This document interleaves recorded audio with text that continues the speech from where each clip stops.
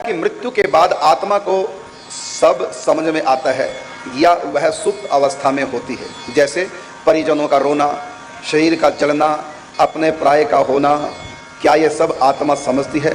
फिर उसका अगला प्रवास कैसे होता है? बहुत अच्छा आपका प्रश्न है। इसका उत्तर यह है, गरुड़ पुराण में विस्तार से दिया गया है। जब भी कोई आत्मा शरीर छोड़ती है उस समय आत्मा ही नहीं, उस समय सूक्ष्म शरीर, कारण शरीर भी आत्मा के साथ होता है। ये जो आप शरीर देख रहे हैं इसको कहते हैं भौतिक शरीर, पार्थिव शरीर। इसके भीतर होता है सूक्ष्म शरीर और सूक्ष्म शरीर के भीतर होता है कारण शरीर। उस कारण शरीर के अंदर आत्मा है। तो आत्मा अकेली नहीं छोड़ती। मन है षष्ठानि इंद्रियाणि प्रकृति स्थानि कर्षति। आत्मा अकेली शरीर नहीं छोड़ती, आत्मा के साथ सूक्ष्म कारण दोनों देह साथ होते हैं। तीसरा आत्मा तो सूक्ष्म शरीर होता है। आप स्वप्न में जो अनुभव करते हैं अपने आप का, तो ये शरीर तो सोया होता है, तो आप जो अपना अनुभव करते हैं वही तो सूक्ष्म शरीर है, मनोमय शरीर है। मन बुद्धि चित्त अहम से निर्मित वो शरीर है, सूक्ष्म देह उसको बोलते हैं। हमारे संस्कार, हमारी कामनाएं, हमारी वासनाएं सब सूक्ष्म शरीर के अंतर्गत ही होती है। इस शरीर में वासनाएं नहीं होती, इस शरीर में क्रोध नहीं, इस शरीर में तो सूक्ष्म शरीर के गुण अवगुण प्रकट होते हैं। जैसे गाड़ी स्वयं नहीं चलती, उसको ड्राइवर चलाता है, इसी प्रकार यह शरीर भी स्वयं कुछ नहीं करता। आत्मा पावर देती है कारण शरीर को, आत्मा पावर देती है सूक्ष्म शरीर को, मन बुद्धि चित्त को, बुद्धि को बुद्धि, मन को मन, इंद्रियों को। इस प्रकार ये आत्मा से शक्ति आती है। तो जब शरीर छोड़ते हैं तो उस समय कारण एवं सूक्ष्म शरीर भी साथ ही होता है आत्मा के, वो बंधन से मुक्त नहीं होती। यदि वो सूक्ष्म शरीर भी छोड़ दे, यदि वो सूक्ष्म शरीर भी छोड़ दे तब तो मुक्त होगी माया से। तो शरीर छोड़कर भी आत्मा मुक्त नहीं है, क्योंकि सूक्ष्म शरीर, वासनामय शरीर, इच्छामय शरीर, मनोमय शरीर, संस्कारमय शरीर उसके साथ होता है। वो संस्कार नहीं छूटते, अंदर के अवगुण नहीं छूटते, शरीर यहीं रखा रह जाता है। लेकिन काम, क्रोध, लोभ, ईर्ष्या, द्वेष ये सारे अवगुण साथ जाते हैं, क्योंकि अवगुण मन में होता है, मन साथ जाता है। मन है षष्ठानि इंद्रियाणि प्रकृति स्थानि कर्षति। तो इसलिए शरीर छूटने के बाद भी हमारा जन्म मरण से छुटकारा नहीं होता, क्योंकि सूक्ष्म शरीर में जब तक आत्मा रहेगी तब तक ये बार बार भौतिक शरीर धारण करती रहेगी, पार्थिव शरीर धारण करती रहेगी। तो जिस समय यमराज का बुलावा आता है, मैं केवल पाप आत्माओं की बात कर रहा हूँ, पाप आत्माएं जो होती हैं उनके लिए, जब यमराज का बुलावा आता है तो 3 यमदूत आते हैं। भले ही दिन का समय हो, खूब प्रकाश है, लेकिन जिसकी मृत्यु आ गई है उसको लाइट प्रकाश दिखाई नहीं देता, उसको केवल अंधकार। आंखें खुली हैं फिर भी कुछ दिखाई नहीं देगा, कान खुले हैं कुछ सुनाई नहीं देगा।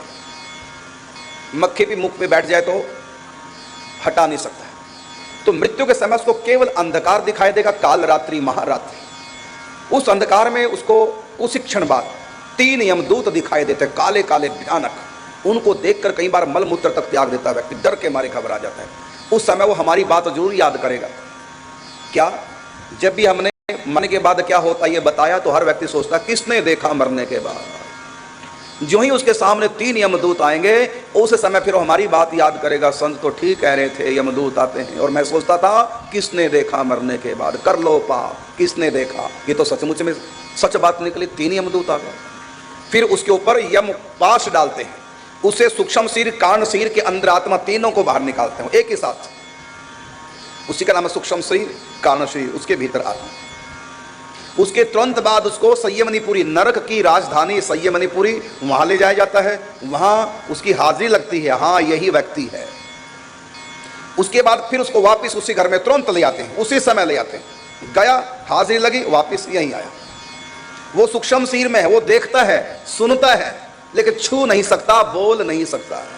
देखेगा और सुनेगा, 2 इंद्रियां उसकी पूरा काम करेगी, सबका अनुभव करेगी, लेकिन ना वो अपने शरीर से किसी को छू पाएगा और ना अपने मुख से कुछ बोल पाएगा। केवल 2 इंद्रियां उसकी काम करेंगी, आंख और कान, सूक्ष्म इंद्रियां। तो उस समय वो देखेगा, सब रो रहे हैं, हाय मेरा बेटा मर गया, लेकिन उस समय कहना चाहता है मैं कहाँ मरा, मैं तो हूँ। लोग कहेंगे बेचारा कितना अच्छा था, मर गया। फिर वो सोचता रहे भैया मैं मरा कहाँ, मैं मरा कहाँ हूँ, मैं तो जीवित हूं। तभी तो कहा ना, नयनम छिन्नन्ति शस्त्राणि नयनम दहति पावका न च क्लेदयन्ति आपो न शोषयति मारुतः। आत्मा का कभी नाश नहीं होता है, आत्मा न जन्मती है न मरती है। तो पत्नी रो रही है, हाय मेरा पति मर गया, मुझको छोड़ के चला गया। तो पति मनी मन सोचता है, अरे मैं कहाँ मरा बुद्धू, मैं तो जीवित हूँ, मेरे लिए कुछ कर लो। मैं तो सोचता रहा मरने के बाद किसने देखा, लेकिन वो कुछ बोल नहीं पाता, खाली सोचता है।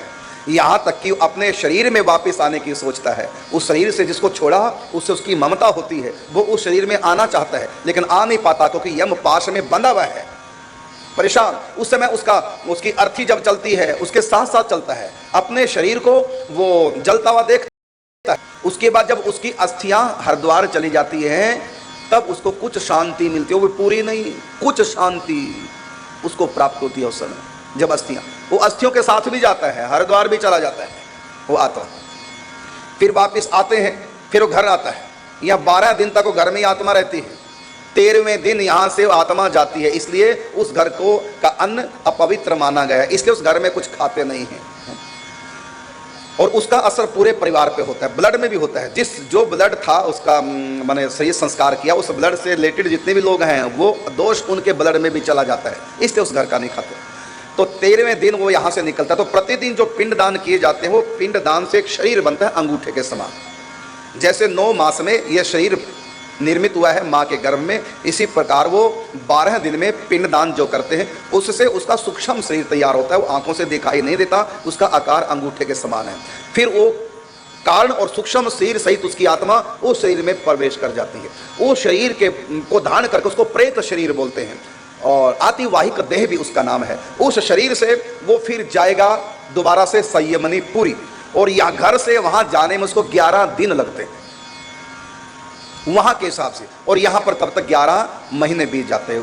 पितृलोक के रास्ते का एक दिन यहाँ का 1 महीना बराबर होता है। तो उसको 11 दिन लगते हैं, क्योंकि अब वो उस स्थूल शरीर में आ गए हैं। पहले तो कारण सूक्ष्म शरीर में आत्मा थी, इसलिए गई और तुरंत आई, क्योंकि उसकी स्पीड अलग होती है। लेकिन अब जो उसको आतिवाहिक शरीर मिला उसकी स्पीड इतनी नहीं होती। वो यहाँ से संयमनीपुरी जाएगा। संयमनीपुरी है कहाँ? करोड़ों किलोमीटर नीचे है सौरमंडल से। अतल बितल सुतल तलातल सातल तलातल महातल रसातल, फिर नीचे पताल, पताल में वो नरक कुंड है। करोड़ों योजन यहाँ से सौरमंडल से नीचे करोड़ों योजन, ब्रह्मांड के नीचे का छोर। तो वहां पर वो जाने में उसको 11 दिन लगते हैं। तो वहां का 1 दिन यहाँ का 1 महीना बराबर है। उसको फिर भूख लगती है तो उसके घर वाले हर महीना यहाँ जो भी करते हैं उसके नाम से पिंडदान आदि जो भी करते हैं वो उसको वहां प्रतिदिन प्राप्त हो जाता है, क्योंकि यहाँ का 1 महीना वहां का 1 दिन बराबर होता है। महीने वहां पहुंचता है तो यहाँ फिर 11वें महीने उसकी बरसी कर देते हैं। इसलिए बरसी साल में ना करके 11 महीने में करते हैं, 11वें महीने में उसकी बरसी कर देते हैं। तो जब 11वें महीने में बरसी करते हैं तो उस समय उसके पापों का पूरा, माने वहां 11 दिन में पहुंचा, उसका 12वां दिन प्रारंभ हो गया, यहाँ पर 12वां महीना प्रारंभ हो गया। तो वहां 11वें दिन होता क्या है, उसके कर्मों का पूरा बायोडेटा खोल करके उसको बताया जाएगा, सुनाया जाएगा, देखो ये तेरे कर्म। और उसके बाद फिर उसको पाप के अनुसार नरकों में पूरा तैयार होता चिट्ठा बता दिया जाता कि इतने साल तक ये नरक, इतने साल तक अमुक नरक, तूने ये पाप किया, तूने शराब पी इसलिए अमुक नरक में जाएगा, तूने पर स्त्री गमन किया इतने साल तक अमुक नरक में रहेगा, और तुमने मांस खाया, जीवों की हत्या की इतने साल तक इस नरक में, तुमने झूठी गवाही दी इसलिए इतने साल तक इस नरक में, तुमने माँ बाप की सेवा नहीं की इसलिए इतने साल तक इस नरक में, तुमने तलाक लिया है, तलाक लेना पाप होता है, जैसा भी है पत्नी निभाओ, पति जैसा भी है निभाओ। जो तलाक लेते हैं उनको नरक मिलता है, जो पति को पत्नी को त्याग देते हैं, तलाक लेते हैं, दूसरी विवाह कर लेते हैं। मजबूरी में हो अलग बात है कि संतान प्राप्ति के लिए जो दूसरा विवाह कर लिया वो अलग बात है, बाकी तलाक हमारे शास्त्रों में नहीं लिखा, तलाक लेना पाप है, तो उसको भी वहां पर दंड मिलता है। तो इस प्रकार उसको पूरा चिट्ठा उसके कर्मों का खोल के बताया जाएगा। अब तुमको इतने 1000 साल तक अमुक अमुक नरक में रहे। उसके बाद फिर जाता घबराता है, यमराज के द्वार पर जो पहुंचा वो दृश्य न देखा जाता था, जो आता था नरभूतल से उसे दंड वहां दिया जाता था। कोई बिच्छू सांप ततैयों से उन रूहों को कटवाता था, कोई गर्म लोहे के खंभों से चिपका के कोड़े मारता था, कोई अपनी पिछली करनी पर कर मल मल के पछताता था, कोई आता था कोई जाता था, कोई रो रो नीर बहाता था, जब खाता खोल दिखाता था मैं मरा हुआ फिर मर जाता था। और वो ऐसा नरक है कि वहां मौत नहीं किसी की आती,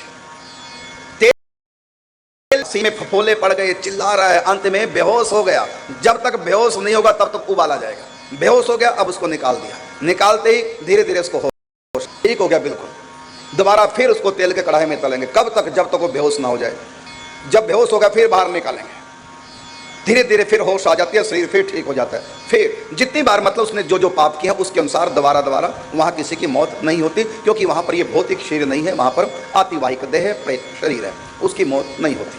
तो इस प्रकार से व्यक्ति दुख पाता। ये है आपके प्रश्न का उत्तर।